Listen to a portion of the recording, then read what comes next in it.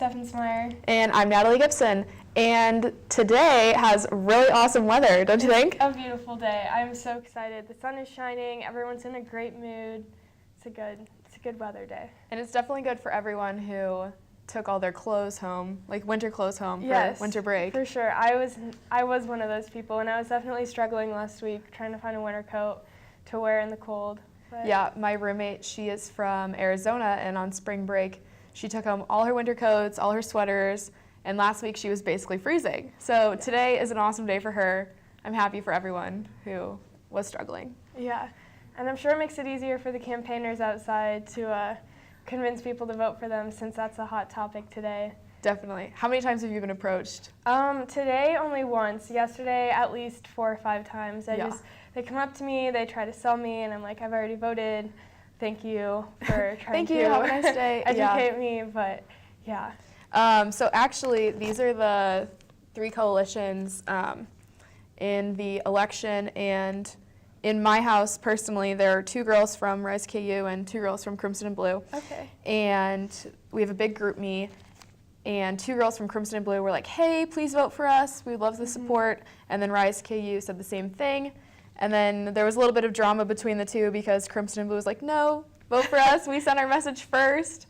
So there's definitely a lot of tension right now because they control so much of the money. I think there's like a multi-million-dollar budget that they control. Yes, for sure. It's really interesting. And they all have really great ideas, so it's probably hard for a lot of people to pick one vote for, but they all are very passionate about what they're working for. So. But definitely go out and vote. Yes. I think you could go on Rock Chalk Central? Yes, I believe like everyone got an email about it, and online somewhere you can look and see like all their platforms, so you can like be like educated when you vote, and all that great stuff. Awesome. Well, I don't think there's anything else. I think that's all we can say, but up next is Adam with the news, so thank you so much.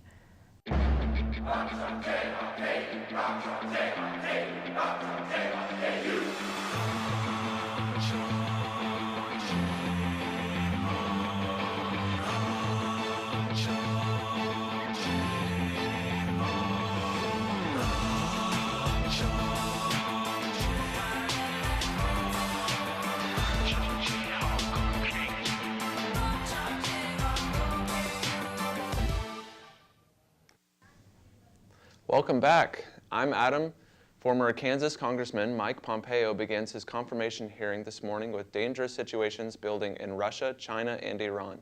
Pompeo is President Trump's nomination for Secretary of State, replacing Rex Tillerson, who was removed from that position last month. Pompeo has been serving as director of the CIA. The teachers' strike in Oklahoma has reached its 9th day, matching the length of the West Virginia walkout earlier this year. Thousands of teachers have traveled to Oklahoma City to protest in the state capitol. Salary increases of more than $6,000 have been approved by the governor, but teachers say that's not enough for the overall infrastructure. The woman who fell down the stairs at Quinton's on Friday night died on Sunday, and police are still investigating the incident. The 61-year-old from Leawood has not been named, although sources report that she was in Lawrence for a Mother's Weekend. Lawrence police say that the accident does not appear to be suspicious, but that the investigation is ongoing. Work on the new $26 million indoor practice facility for the football team is set to begin next week. This is just the first stage of a $300 million renovation project planned for Memorial Stadium. The practice facility will be built on the west side of the stadium between the Anderson Family Football Complex and the Delta Tau Delta Fraternity House. The baseball team lost to Creighton last night, splitting their Nebraska road trip after Tuesday's win over Omaha. Despite scoring 11 runs on 15 hits, the Jayhawks could not stop the Blue Jay Bats in the 14-11 loss. KU is now 19-14 and will host a 3-game series with TCU this weekend at Hoagland Park. And that will do it for today's news update. After the break, Shane and Jade will be here to give us the latest weather forecast. Please keep watching. Where you go to college makes a statement about you. This place will become a part of you, your identity for life.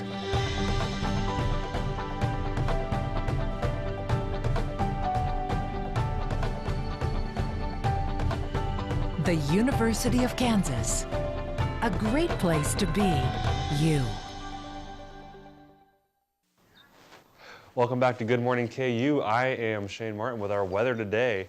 And right now I believe we have Jade Steffensmeyer with us outside. Jade, where are you at? Hey Shane, I'm actually right outside Snow Hall, right in front of Jayhawk Boulevard behind me, and it is so beautiful outside. Like, I think this is the best, or the warmest day we've had all spring. It's really exciting. I would agree. I think today is going to be the warmest day of the week by far and away. Is it like, what are people wearing outside? They're wearing shorts, short sleeves? Yeah, a lot of shorts, a lot of short sleeves, even some tank tops I've seen. Everyone's super excited, bringing out those summer clothes for the first time, and yeah. That's awesome. I'd love to hear that. Now, does it feel any more humid outside now that it's getting warmer? Because normally it gets warmer and it gets a lot more humid here. Yeah, for sure. As you can see by my hair, it's both humid and super windy out here, which is good. I mean, a breeze will help cool people off when it gets a little hotter later in the day, but it is super humid, which comes with the heat, obviously. But I did hear that this warm and nice weather will not last very long. I'm sure you're going to talk about more of that later in the show, but Yeah, yes, I am. In fact, that's what we're going to jump to now. Thank you, Jade. We'll look forward to seeing you back here in the studio when you get back. It is, very warm and windy today. That's going to be the main headlines. We're going to have warm winds, temperatures up in the 80s. And then over this weekend, we're going to have some roller coaster temperatures. We're going to be up in the 80s today, 70s on Friday. And then we're going to tank down in the 40s before we start going back up again next week. And with this warm and humid weather that we have on the way today and tomorrow, that gives us our next chance of rain, and then maybe some wintry precip this weekend too. So right now it is 66 degrees outside with mostly sunny skies and a light south wind at about 10 to 15 miles an hour. Now that wind will increase this afternoon, about 15 to 20 with gusts possibly as high as 30 miles an hour out of the south. And we're going to max out about 81 degrees. We should have a few high clouds filtering in throughout the day. Nothing too much. It's still going to be mostly sunny. It's going to be a fantastic day outside. And then tomorrow, those clouds are really going to thicken up, and that's just going to be that humidity that we're talking about. We're going to have a lot more moisture coming in the lower part of the atmosphere, and that's going to be in the form of clouds. Now, later tomorrow afternoon, about 4 to 7 p.m., there's going to be some scattered thunderstorms in the area. I'm not expecting much, but what is out there has the potential to be severe. We're going to have south winds about 20 to 25 miles an hour, with gusts as high as about 30. We should be flirting with a wind advisory. I'm not quite sure we will meet that criteria for tomorrow. But if we look at the radar at 4 o'clock, we have a nice, very compact low pressure system just skirting across from west to east on the Kansas-Nebraska border. And you see some more storms up here towards Iowa.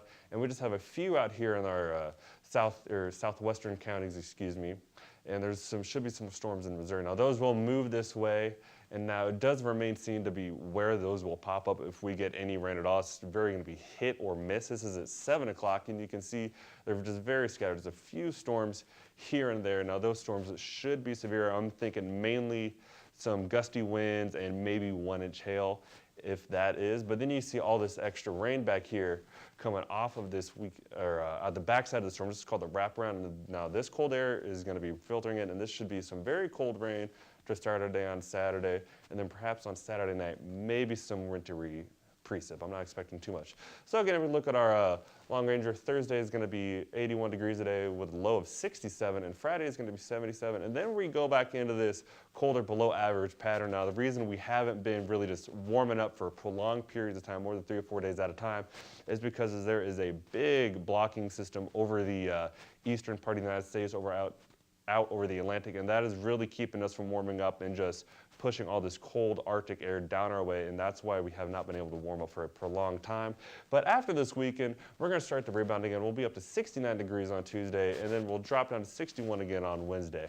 But overall, after this weekend, looks to be perfectly above average temperatures or right around average, which is just fantastic. I think so. If we can survive this weekend, it is going to be awesome. And that is our show today, so thank you very much for watching. Again, I am Shane Martin. Have a great Thursday.